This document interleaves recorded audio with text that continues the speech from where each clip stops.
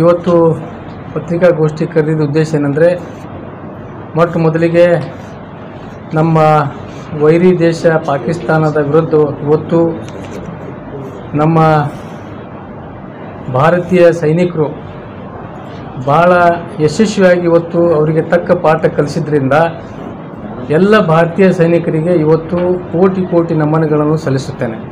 ಅದರ ಜೊತೆಗೆ ಕೇಂದ್ರ ಸರ್ಕಾರಕ್ಕೆ ಕೂಡ ಅಭಿನಂದನೆ ಸಲ್ಲಿಸ್ತೇನೆ. ಇವತ್ತು ಪತ್ರಿಕಾಗೋಷ್ಠಿಯಲ್ಲಿ ಇನ್ನೊಂದು ವಿಷಯ ಏನಂದರೆ, ತಮಗೆಲ್ಲರಿಗೂ ಗೊತ್ತಿದ್ದ ಹಾಗೆ ಯತ್ನಾಳ್ ಅವರು ಈಗಾಗಲೇ ಸತತವಾಗಿ ಒಂದು ತಿಂಗಳಿಂದ ರಾಜ್ಯದ ಜನರಿಗೆ ಏನೋ ಒಂದು ತಪ್ಪು ಸಂದೇಶ ಕೊಡ್ತಾ ಇದ್ದಾರೆ. ಅದಕ್ಕೆ ಖಂಡಿಸುತ್ತಾ ಇವತ್ತು ಮತ್ತೊಮ್ಮೆ ಅವರಿಗೆ ನಾವು ಎಚ್ಚರಿಕೆ ಕೊಡಲಿಕ್ಕೆ ಇವತ್ತು ಇಚ್ಛೆಪಟ್ಟಿದ್ದೇವೆ. ಯಾಕಂದರೆ ಈಗಾಗಲೇ ನಮ್ಮ ಸಚಿವರಾದ ಮಾನ್ಯ ಶಿವಾನಂದ ಪಾಟೀಲ್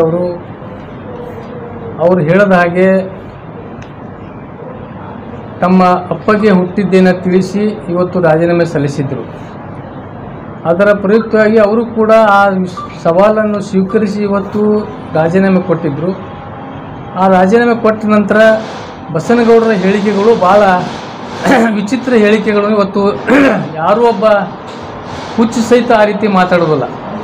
ಇವತ್ತು ಏನು ಹೇಳ್ತಾರಂದರೆ, ನಂದು ಕ್ಲಿಪ್ ನೋಡ್ರಿ, ನಾ ಹಂಗೆ ಹೇಳಿದ್ದಿಲ್ಲ, ಹಿಂಗೆ ಹೇಳಿದ್ದಿಲ್ಲ, ನಾನು ಬರೇ ಅಲ್ಲಿ ಹೋಗಿ ಸೋಲಿಸ್ತೀನಿ ಅಂತ ಹೇಳಿದ್ದೆ, ಅವರಿಗೆ ಕಾಶ್ಯಪ್ನವರಿಗೆ ಮತ್ತು ಶಿವಾನಂದ ಪಾಟೀಲ್ ಅವರಿಗೆ ರಾಜೀನಾಮೆ ಕೊಡೋದು ಹೇಳಿದ್ದೆ.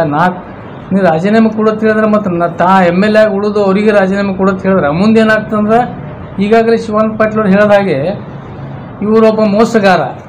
ಯಾಕೆಂದರೆ ಇವರು ರಾಜೀನಾಮೆ ಕೊಟ್ಟ ನಂತರ ಕೊಟ್ಟಿಲ್ಲ ಅಂದರೆ ಹೆಂಗಂತೇಳಿ ಈಗಾಗಲೇ ಅವರು ಕೂಡ ತಮ್ಮ ಪತ್ರಿಕಾಗೋಷ್ಠಿಯಲ್ಲಿ ಹೇಳಿದ್ದಾರೆ.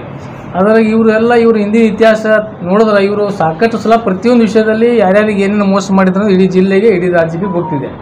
ಅದಕ್ಕಾಗಿ ಇವತ್ತು ಈಗ ಮುಂದೇನಾಗ್ತದಂದ್ರೆ, ಇವ್ರು ಸಪೋಸ್ ರಾಜೀನಾಮೆ ಕೊಟ್ಟು ಅಲ್ಲಿ ಹೋಗಿ ಸ್ಪರ್ಧೆ ಮಾಡ್ಲಿಕ್ಕೆ ನಿಂತರ ಶಿವಾನಂದ ಪಾಟೀಲ್ ಅವರು ಇವ್ರು ಮತ್ತೇನು ಹೇಳ್ತಾರಂದ್ರೆ, ನನ್ನ ಕ್ಲಿಪ್ ನೋಡ್ರಿ, ನಾ ಹಂಗೆ ಹೇಳಿದ್ದಿಲ್ಲ, ನಾನು ನಾಮಪತ್ರ ಎಲ್ಲಿ ಸಲ್ಲಿಸ್ತೀನಿ ಅಂತ ಹೇಳಿದ್ದೆ, ಅವರ ವಿರುದ್ಧ ಸ್ಪರ್ಧೆ ಮಾಡ್ತೀನಿ ಅಂತ ಎಲ್ಲಿ ಹೇಳಿದ್ದೆ ಅಂತ ಹೇಳೋರು ಇವರು. ಮುಂದೆ ಏನು ಮಾಡ್ತಾರಂದ್ರೆ, ಈಗ ಇದು ಹಿಂಗೆ ಹೇಳಕತ್ತಾರ, ಮುಂದೆ ಸ್ಪರ್ಧೆಗೆ ಜೇರ್ಕರ್ತ ಶಿವಾನಂದ ಪಾಟೀಲ್ ಹೇಳಿದ್ರೆ ನಾ ಬರೀ ಅಲ್ಲಿ ಬಂದು ಸೋಲಿಸ್ತೀನಿ ಅಂತ ಹೇಳಿದ್ದೆ.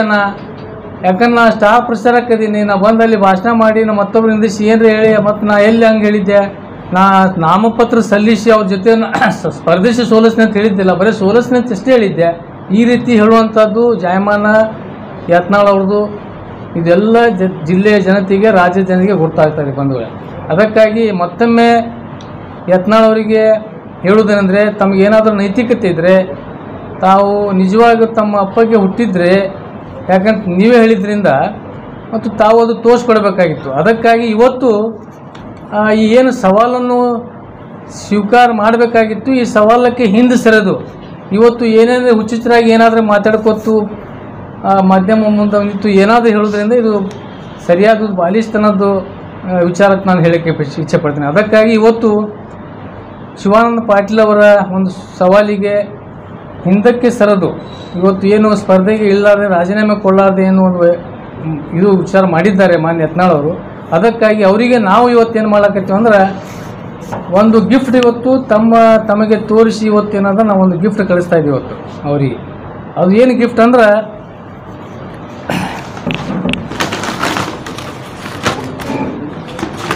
ಒಂದು ಇಲ್ಕಲ್ಲ ಸೀರೆ.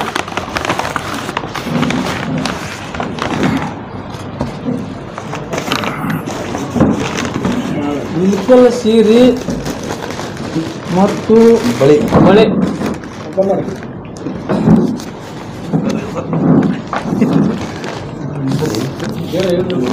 ಅದು ಇವತ್ತು ಇದು ಅವರಿಗೆ ನಾವು ಕೊರಿಯರ್ ಮುಖಾಂತರ ಏನದ ಇವತ್ತು ಅದು ಅವರಿಗೆ ಕಳಿಸ್ತಾ ಇದ್ದೇವೆ. ಏನು ಇದು ಅವ್ರು ಸ್ವೀಕಾರ ಮಾಡಬೇಕಂತೇಳಿ ಅವರಲ್ಲಿ ವಿನಂತಿ ಮಾಡ್ತೇವೆ.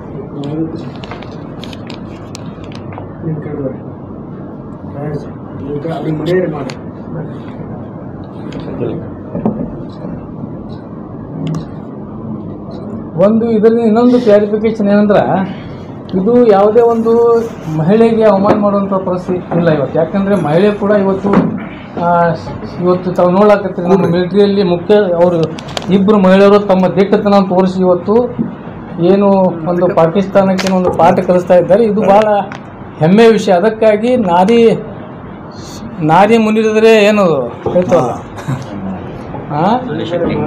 ಎಮ್ಮಾರಿ ಅಂತ ಹೇಳಿ ಇದು ಅದಕ್ಕಾಗಿ ಕಡೆಗೆ ಇದುವರೆ ಹುಟ್ಟು ಏನಾದ್ರು ಸ್ಪರ್ಧೆ ಮಾಡ್ತಾರ ರಾಜೀನಾಮೆ ಕೊಡ್ತಾರ ಅಂತ ಹೇಳಿ ನಮ್ದೊಂದು ಇದರಿಂದ ಧೈರ್ಯ ಬರ್ತದೆ ಏನು. ಇದು ಯಾವುದೇ ಒಂದು ಮಹಿಳೆಗೆ ಅವಮಾನ ಮಾಡುವಂಥ ಪರಿಸ್ಥಿತಿ ಅಲ್ಲ.